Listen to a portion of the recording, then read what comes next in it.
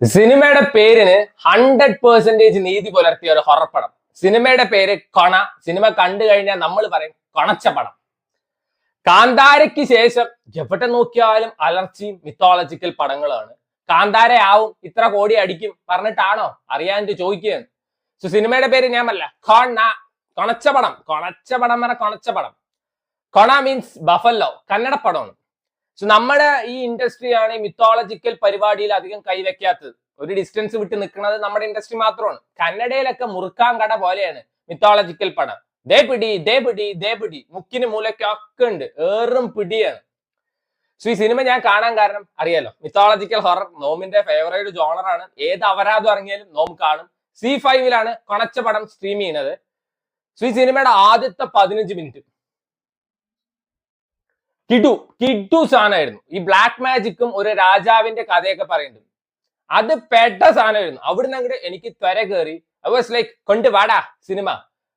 എന്നിട്ട് പിന്നെ അങ്ങട് ഇതിൽ വന്നിട്ട് പേക്കൂത്തുണ്ട്, കോമാളിത്തരുണ്ട്, അവിഞ്ഞ ചളിയുണ്ട്, തൊലിഞ്ഞ ചളിയുണ്ട്, കൊണച്ച ചളിയുണ്ട്, തൊലിഞ്ഞ പ്രേമമുണ്ട്.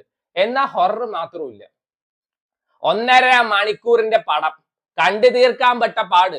യൂഷ്വലി എങ്ങനെയാന്ന് വെച്ചാ 3 മണിക്കൂറിന്റെ പടമൊക്കെ ഇപ്പൊ ഇങ്ങനെ കണ്ടു തീർക്കുക.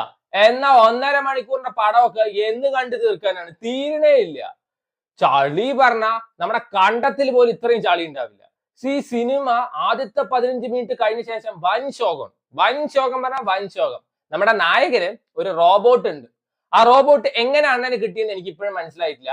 നമ്മുടെ ഭാവി ഭൂതം വർത്തമാനം ഒക്കെ പറയുന്ന റോബോട്ട്. അങ്ങനെ ഇങ്ങേരെ പിടിച്ചിട്ട് ഒരു നാടക കമ്പനി പറഞ്ഞ പേട്ട നാടക കമ്പനി. ഇജാതി അലവലാദികളൊക്കെയാണോ നാടകം ചെയ്യുന്നതെന്ന് വരെ തോന്നിപ്പോവും. അജാതി പേട്ട കമ്പനി ഇങ്ങേരെ കൊണ്ടുപോയിട്ട് ഒരു നാടകത്തിൽ അഭിനയിക്കാൻ കൊണ്ടുപോകും, ഒരു വില്ലേജിലോട്ട്. അവിടെ എനിക്ക് ഏകദേശം ഒരു വിരുപക്ഷ മോഡിലോട്ട് പടം മാറി. അതായത് വിരുപക്ഷയിലാണ് തോന്നുന്നു. ഈ ഒരു ഉത്സവമൊക്കെ നടക്കുമ്പോ എന്തോ ഒരു ചരട് കെട്ടിയിട്ടുണ്ട് ഊരിന്റെ ചുറ്റും, അതിന്റെ അപ്പുറത്ത് പോകരുത് എന്നൊക്കെ പറഞ്ഞിട്ട് അതേ കൺസെപ്റ്റ് തന്നെ ഇതിലുണ്ട്. ഖണ, നമ്മുടെ ബഫല്ലോനെ വെട്ടലാണ് ഈ സിനിമയത്തെ മെയിൻ സ്റ്റോറി ലൈൻ. പിന്നെ നടക്കുന്ന പരിപാടിയൊക്കെയാണ് പറയുന്നത്. നമ്മുടെ നായകന് ഒരു സ്പെഷ്യൽ സിദ്ധി ഉണ്ട്. ഭാര്യ മരിച്ചാലും ഭാര്യയെ കാണാൻ പറ്റും, ഭാര്യയുടെ അടുത്ത് വർത്താനം പറയാൻ പറ്റും. വാവ് വാവ്, മെജിക്കൽ മിറാക്കിൾ. പിന്നെ അങ്ങോട്ട് യവന്റെയൊക്കെ റൊമാൻസ് ഉണ്ട്, കുറെ കള്ളുകൂടിയന്മാരുണ്ട്, കുറെ ബീഡി വലിക്കണവന്മാരുണ്ട്. എന്നാ ഹൊറർ മാത്രമില്ല. ആദ്യത്തെ 15 മിനിറ്റിൽ അവര് ബ്ലാക്ക് മാജിക്കും പരിപാടിയൊക്കെ ആയിട്ട് ഒരു നറേഷൻ ഉണ്ട്. അത് കിഡു സാധനമായിരുന്നു. പിന്നീട് ബ്ലാക്ക് മാജിക്കും ഇല്ല, വൈറ്റ് മാജിക്കും ഇല്ല, ബ്ലൂ മാജിക്കും ഇല്ല, ഒരു മാജിക്കും ഇല്ല. ടുവേർഡ്സ് ലാസ്റ്റ് നമ്മുടെ അണ്ണൻ പറയും, ഞാൻ മരിച്ചാൽ മാത്രമേ ബ്ലാക്ക് മാജിക് പോവുള്ളൂ, അതുകൊണ്ട് ഞാൻ മരിക്കുകയാണ്, അടുത്ത കൊല്ലം വീണ്ടും തിരിച്ചു വരാന്ന്.